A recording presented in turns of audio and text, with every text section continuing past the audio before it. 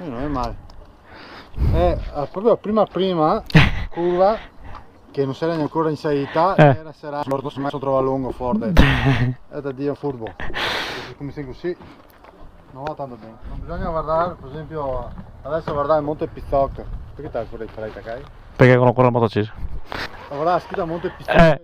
Lungo. Infatti quello sai che ti ho detto sempre, mai guardare in moto qualcosa, perché ti punti quello che guardi. Guardare la curva, a tenere fissata la curva. E sposta anche le spalle. Se ti capita, non sai che vai fuori col culo, con la gamba, per fare il figo. Guarda che fai così con le spalle e testa.